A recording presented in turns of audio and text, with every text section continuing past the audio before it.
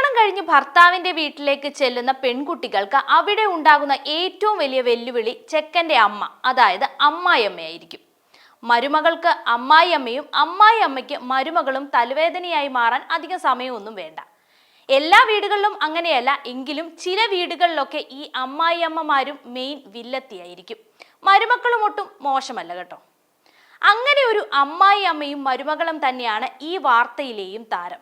കർണാടക കൽബുർഗിയിലെ ഘട്ടരാഗി ഗ്രാമത്തിലെ ഭാഗ്യവന്തി ദേവി ക്ഷേത്രത്തിലെ ഭണ്ഡാരത്തിൽ നിന്നും ഭക്തർ സമർപ്പിച്ച നോട്ടുകളിൽ ഒന്ന് സോഷ്യൽ മീഡിയയിൽ ഇപ്പോൾ വലിയ രീതിയിൽ ചർച്ചയാവുകയാണ്. 20 രൂപ നോട്ടിൽ എഴുതി സമർപ്പിച്ച പ്രാർത്ഥനയാണ് ഈ ചർച്ചകൾക്കെല്ലാം കാരണം. അമ്മായിയമ്മ പെട്ടെന്ന് മരിക്കണമെന്ന പ്രാർത്ഥനയാണ് ഈ നോട്ടിൽ എഴുതിയിരിക്കുന്നത്. ഭണ്ഡാരത്തിൽ നിന്നും കിട്ടിയ ഈ 20 രൂപ നോട്ടിന്റെ ഫോട്ടോയാണ് സൈബർ ലോകത്ത് ചർച്ചയാകുന്നത്. ക്ഷേത്രം അധികൃതർ ഭണ്ഡാരത്തിൽ ഭക്തർ സമർപ്പിച്ച സംഭാവനകൾ എണ്ണുന്നതിനിടയിലാണ് ഈ നോട്ടും കണ്ണിൽപ്പെട്ടത്. എൻ്റെ അമ്മായിയമ്മ എത്രയും വേഗം മരിക്കട്ടെ എന്നായിരുന്നു ഈ 20 രൂപ നോട്ടിൽ പേന കൊണ്ട് കുറിച്ചിരുന്നത്.